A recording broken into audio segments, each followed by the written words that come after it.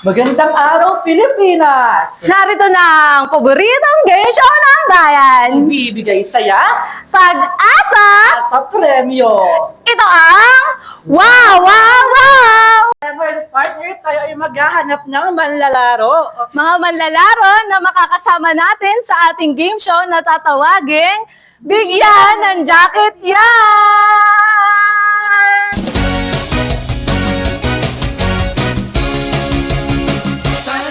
Okay, thank you, Ningning. Let's go!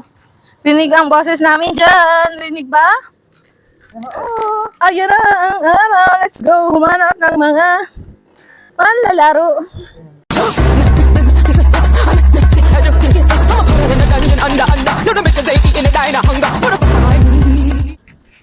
Para si ma'am, si ma'am. Ma'am, maaari ka po ba naming abalahin? Para saan po? Kami ang mula sa Wow! Wow! Wow! At ngayon ay meron kaming kaunting palaro. Gusto niyo po ba sumali o makasama? Masaya lang po. Ito, alam niyo po ba ang palabas na Wow Wow Wow? Medyo. Saan niyo ito napapanood? Sa TV po. Sa TV mo? Pasensya na po, ako po isang Maria Clara. Okay. Meron dito ang partner ko na jacket. Okay, suot mo na sa kanya, partner. Rin na nga ang jacket natin. Ano po ba ang tawag sa palaro na to? Ang tawag sa palaro na to ay Bigyan ng Jacket Yan! Okay, mamimili ka lang sa 4 na butas dyan kung ano ang iyong katanungan. Dito na lang po. Okay, partner, pakibasa. Ito ang unang katanungan. Kung ang Encantadia ay may sangre, ano naman ang Tagalog ng Nole Me Tangere? Pwede po bang pakiulit ng tanong? Okay. Kung ang Encantadia ay may sangre, ano naman ang Tagalog ng Nole Me Tangere? Alam ko na po! Ano po yon? Wag mo akong salingin! Huwag mo akong salangin ay... Tama! Guys! Meron kang 2,000 piso. Bilangin natin, ma'am. Isa, dalawa, 2,000 piso! Shoutout nga po para sa mga kabataan dyan! Kanta-kanta rin para magkapera kayo! Hey! Ma'am, meron kaming ano sa'yo. Dadagdagan namin yan ng 1,000 kung kakantahan mo kami. O, sige po. Okay, kakanta si ma'am. Kanta. Secret!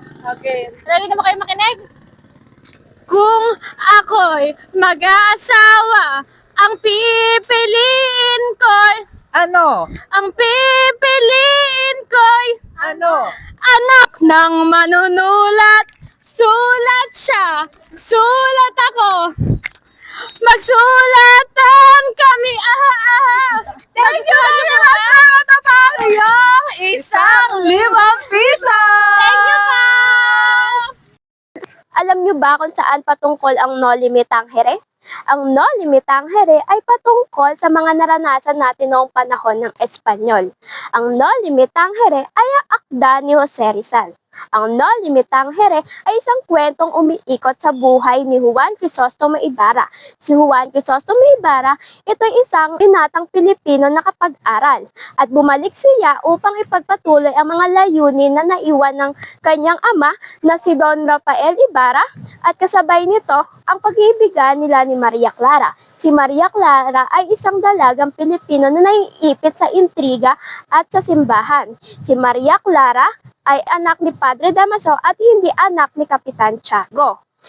At alam nyo ba, ang No Limit Tangere ay hango sa Biblia. Ito ang isinambit ni Jesus noong kausap niya si Magdalena na huwag mo akong salingin nang siya'y muling mabuhay. Ayan, partner, sino kaya ang kasunod na ating mananalo ng 2,000 piso? Sino naman kaya ngayon? Kaya, Ana! okay. May magandang dilag dito, oh. Ma'am! Doon ka sa kabila, te. Ma'am, pahawak ko muna kay partner. Ano ang iyong pangalan at tirahan? Mamaya lang, jacket na. I am Abby Joy Fabian, nakatira sa San Nicolas. May boyfriend ba si ma'am? Meron ba? May boyfriend si ma'am. Ma'am, mapapanood to sa TV Kaway-Kaway. Hello, pwede mo chat out? Okay, shout out. Shout out sa boyfriend ko dyan. Wow. Sabayan mo kami, ma'am. One, Oh, sabayan mo kami. Wow, wow, wow. Oh, shout out na, ma'am. Shout Shout out. out sa boyfriend ko dyan. Sino boyfriend ni ma'am? Ayaw sabihin. So ngayon, ma'am, kasama ka na sa aming game show na tinatawag na Dumaan si Kuya. Okay, na tinatawag na Bigyan ng Jacket Yan. Okay, suot mo na kayo, ma'am, ang jacket. Wag nang isuot at hindi kasiya. Ma'am, pili ka na diyan sa 4 na butas. Okay, partner? Maaari mo nang basahin. Alam mo ba ang liham ni Jose Rizal na ang kadalagahan ng malolos? Alam. Ano ang masasabi mo tungkol sa liham na ito?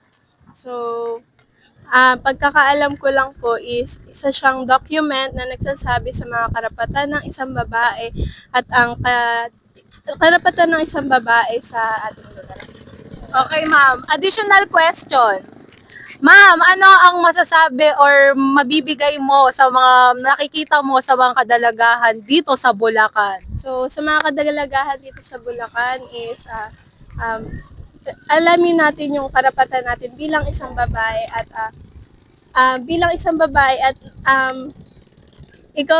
tayo yung magbigay ng kaalaman sa kanila patungkol sa kung gaano tayo kahalaga. Wow! Naman kayo, ma'am! Dahil dyan, meron kang 2,500 piso! Yun lang, ma'am. Ma'am! Sige pa sa pera! Wow! Dalawa? 5 piso! Okay, ganda. Paborito na mo.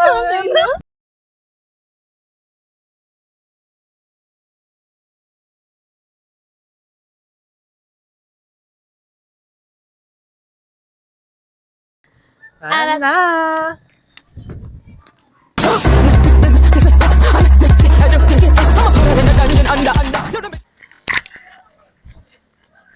Bubulatin si ma'am.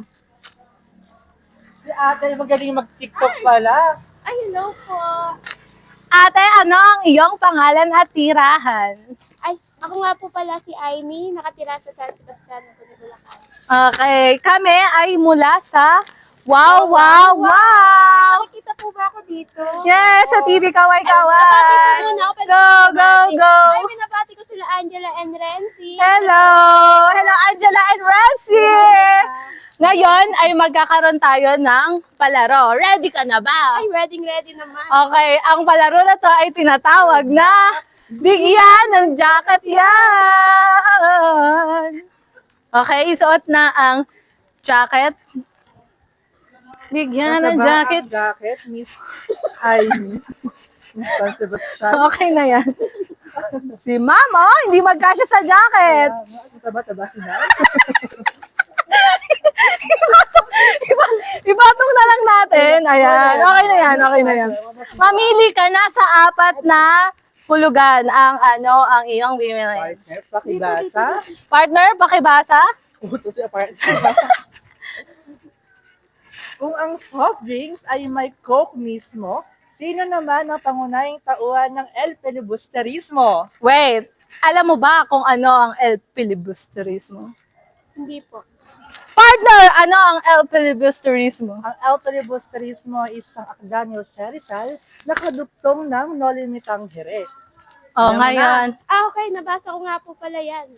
Ulitin natin ang tanong para kay ma'am. Kung Ay, ang soft drinks ay may Coke mismo, sino naman ang pangunahing tauhan ng El Filibusterismo? Si Simon.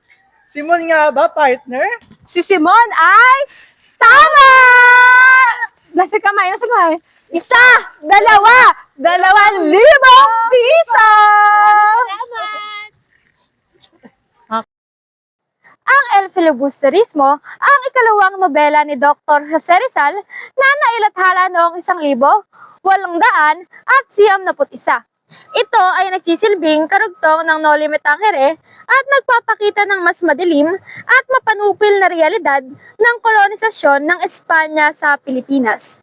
Si Simon ay si Juan Crisostomo Ibarra na nagbalik mula sa Europa upang maghiganti sa mga Espanyol at sa mga nagdulot ng paghihirap sa kanyang bayan. Alam mo ba, ang El Filibusterismo ay inialay ni Rizal sa tatlong paring martir na sina Gomburza, ito ay sina Gomez, Burgos at Zamora na binitay ng mga Espanyol. Alam mo ba, isinulat ni Rizal ang nobela habang nasa paghihirap sa Belgium dahil sa kakulangan ng pera.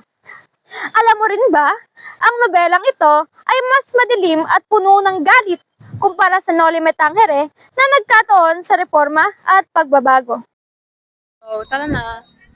Let's go. Wala na energy. Ito si Kuya. Okay? Mabango-bango na. Ang simoy ng hangin dito kanina ay amoy tae.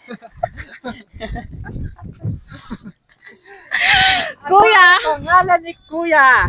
Ako si Reynante Santos Jr., Tiga saan ka, Kuya? taga Santo Rosario, Hagonoy, Bulacan. Okay, so mula kami sa programang Wow!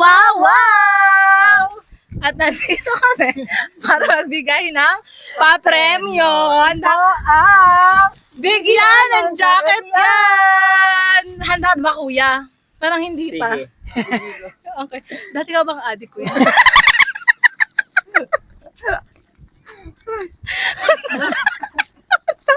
Okay, napili ng katanungan sa mga bulsa ng jacket.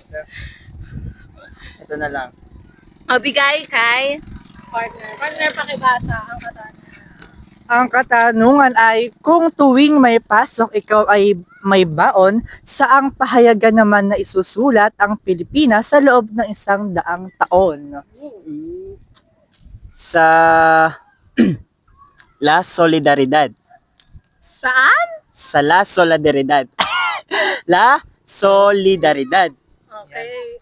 Alam mo ba ang laso? Solidaridad? La Solidaridad. Ang La Solidaridad ay ano nga yun? Pahayagan. Ay pahayagan o ano yung tawag doon, yung ano yun? Sasayawan ka muna na. Marami ni Ang kaya sinulat yung La Solidaridad ni Jose Rizal na siya yung naging layunin pala ni Rizal sa pagsulat ng La Solidaridad ay para suriin o hulaan kung ano yung mangyayari sa sa mga tawag dito, yung susunod pang mga henerasyon ba yun? Yun. Okay. Yun. Ang sagot mo ay tama! Okay, may 2,500 piso ka! Kuya, sa kamay mo.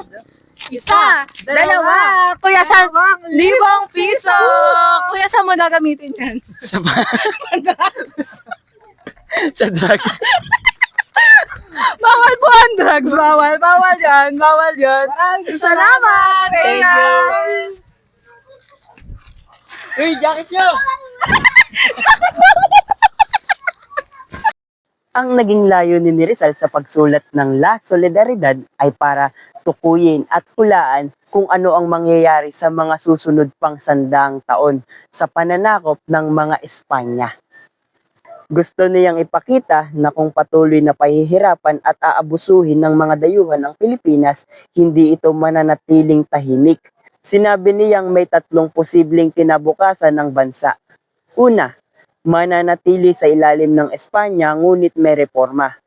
Pangalawa, magiging malaya sa pamamagitan ng isang revolusyon at ang panghuli ay mahuhulog sa kamay ng ibang mananakop. Higit sa lahat, nais niyang ipaalala sa mga Pilipino ang kahalagahan ng pagkilos para sa kanilang sariling kinabukasan.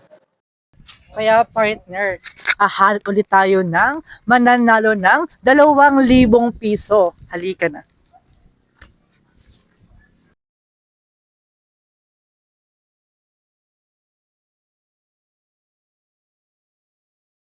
Pare si Kuya mukhang pagod na. Ganang trabaho. Kuya. Kuya, Yeah. Pwede ka ma-interview, tabi mo muna ang iyong Yung bisikleta. bisikleta. Ayan. Mayroon kaming isang kalaro. At kasali ka na. Ito ay mapapalabas ha? Wow! Wow! Wow! Mapapalabas to sa TV, kuya. May gusto ka Talaga bang ba? i-shoutout muna? Shoutout sa mga kapatid ko dyan. Ang pangalan si Robert, tsaka ang ate ko si Raisa. Robert! Raisa! Wow! Wait, ano yun? Parang umano yung Ano kasi? Okay, ano pangalan mo, kuya? Roginil Santos, taga Malolos, Bulacan. Bulacan. Gigil na gigil! Kasi gusto ko... wala. Sige, tuloy na natin. Ito ang kalaro ang Bigyan ng jacket yan! Okay, isukbit mo na kay kuya, kay sir ang jacket. jacket kay Ro. Ang ganda naman ng jacket na yun. Pwede ba sa akin lang to? Kuya, apakano naman? Wala na kaming gamit sa palaro, Jacket ay kuya. noong 4 na packet.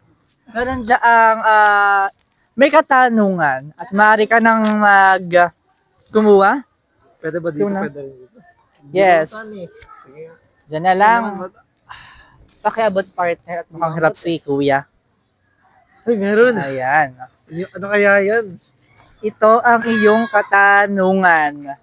Kung sa paglalaba ang kamay mo'y babad, ano ang dahilan ng binanggit ni Rizal kung bakit ang mga Pilipino noon ay tamad? Okay, bakit daw tamad? Bakit daw tamad ang Ayun Pilipino kay noon? Rizal. Hiro ng tanong yan. Pwede ba yung kawalan ng edukasyon? Partner, tama nga Wala ba ng ang edukasyon? Iba kasi yung nasa isip mo, puro kasi mga anak eh. Inuuna anak. Tama ba yan? Hindi ko alam. Ano talaga ang iyong kasagutan? Kawalan ng edukasyon, final. ang Wala ng edukasyon ay tama! Dahil dyan, meron ka 2,000 piso! Lahat si Kuya. meron bibigyan. Ay, Isa lang, isa lang. Ay, isa lang. Bilang, kuya. Isa, dalawa, 2,000 piso! Kuya, may mga talent ka ba na gusto ipakita sa May national television? Kasi may napanood ako, yung sa election, yung may gumagano'n-gano'n. Hindi ko alam Sino ang yun? gagawin. Sino yun? Sino yun? Budot. Okay. Ayun, sige ka. Kapag Gusto ko sabuhanan. Sige. Nagbulot try ka, ko, try meron ko. kang 1,000 pa. Go. Ah, sige. 1, 2, 3, go! Tut, tut, tut, tut, tut, tut, tut, tut, tut, tut. Go, kuya, kuya. Pwede ka sa circus, kuya! Bakit ka Sa circus! Gusto ko na yung marking ko. Basta Pinapalipad, kuya, pwede ka doon. Dahil dyan, ano pang? 1,000. Yeah! Okay. Shout out ko, shout out. Shout out, kuya. Shoutout ulit din sa mga kapatid ko. Kung nandito ka, kapatid ko, sana nanalo ka ng 10,000! Kuya, nakainom ka na! Eh! Okay, kuya, Diyos thank ko you. ba? Thank you. Salamat din sa inyo. Pinabulaanan ni Rizal ang ideya na likas ng tamad ang mga Pilipino. Sa sanaysay niyang ang katamaran ng mga Pilipino, ipinakita niya na ang pagiging tamad ng mga Pilipino ay hindi isang likas na ugali, kundi isang bunga ng pananakop ng Espanya. Ilan sa mga dahilan na kanyang binanggit ay isa, pagsira ng mga Kastila sa agrikultura at industriya. Pangalawa, kawalan ng edukasyon. Pangatlo, pangabuso ng mga praile at opisyal. Pangapat, kawalan ng inspirasyon at kalayaan. Ipinakita ni Rizal na ang tunay na tamad ay ang mga mapang-abuso at iwaling namumuno, hindi ang mga mamamayan. Kaya partner, tayo ay hanap ulit ng mananalo ng 2,000 piso. Tara na. Ngayon ay gumagabi na at pagod na rin kami. Pagod na kami. Dito tayo sa mga kabataan kung may alam sila sa kay Rizal. Pakitaan mo nga partner ng pagbabalibol yung mga yan. Mamaya. Okay, dito tayo kay ate. Ano ang iyong pangalan? At saan nakatira si ate? Leon Aguinaldo po. Nakatira po ako sa Abulala sa Lala. Apolala sa Guni, Bulacan. So, makakasama ka na sa game show namin na Wow, Wow, Wow! Gayahin mo natin. 1, 2, 3, go! Wow, wow, wow! Okay, bigay mo na ang mahiwagang jacket. Okay, pili ka lang ate. Pili ka ate kung nasaan ang katanungan mo. Okay. Bigay natin Kay sa akin. Payat. Kay Payat. Okay, ito na ang iyong katanungan. Saang mga bagay humanga si Dr. Rosa Rizal pagdating sa mga kadalagahan ng malolos? Uulitin ko ang tanong dahil maingay ang tricycle. At isa pa, hintayin natin sila makadaan. Okay. Saang mga bagay humanga si Dr. Rosa Rizal pagdating sa mga kadalagahan ng malolos? Dahil po sa katapangan at determinasyon ay paglaban ng kanilang karapatan. Okay, dahil sa katapangan at determinasyon at ito ay tama! Okay, dahil dyan, ate, may 2,000 Lahat piso ate, ka! Lahat Pambili yan. ng Isa, dalawa. 2,000 piso! Saan mo yung gagamitin? Pambili ng? Secret po. Secret daw, si ate na lang nakakaalam. Shoutout ka dyan. Shoutout po. Okay, ngayon at paggabi na. Pakita mo naman cameraman ng ating Ayan. Sky. Paggabi na siya. Pagod na kami. Kaya tara na. Pagod na ako. Dito tayo sa buong kabataan. Hello. Sino ang pwedeng ma-interview? Palit tayo, partner. Ito, Ito. Wow. Ano ang iyong pangalan at saan? Cyrus Bautista po. taga saan? San Sebastian. San Sebastian. Okay, aray Makate. Ngayon, nandito ka sa game show na Wow! Ikaw nga, sir. Wow. Okay. Ngayon, mayroon kaming palaro na bigyan ng jacket yan. Okay, partner, isukbit mo na kay Sir Cyrus. Okay. Kahit wag mo na isuot, sir. Dahil mabantot na ang aming jacket. Nasaan?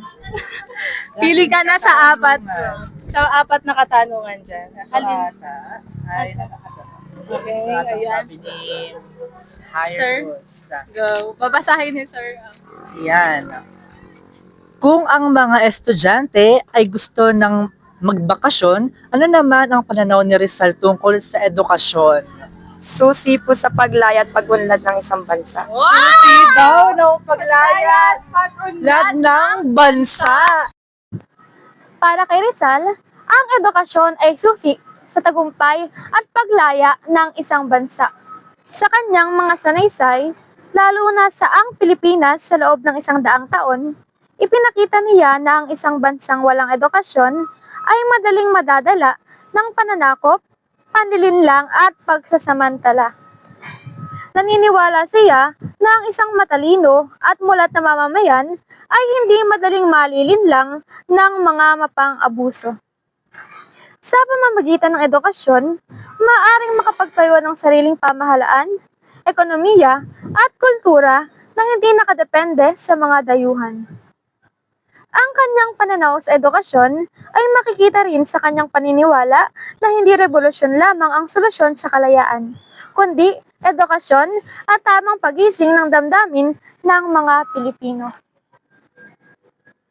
At ngayon, dito nagtatapos ang palarong Bigyan ng Jacket Yan! Inabot na tayo ng gabi, anong oras na? Pakita mo, videographer, ang ating ka. Diyos ko po, it's so gabi na. Kaya ngayon, ilan lamang ang aming mga katanungan na iyon patungkol sa nobela, liham at sanaysay ni Dr. Jose Rizal. Nawa ay madaming natutunan ang bawat isa at marami naman tayo nabigyan ng Yes, gantimpalos. Okay? Yun lamang, paalam! Sa susunod,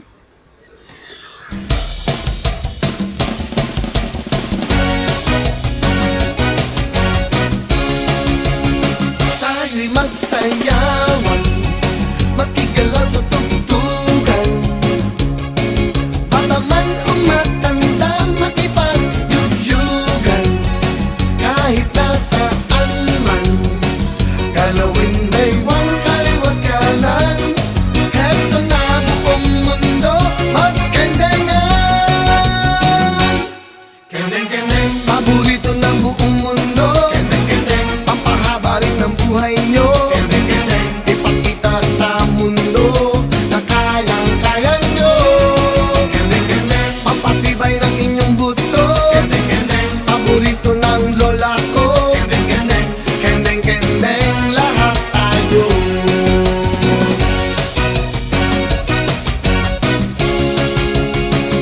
tayo'y mag-indakan.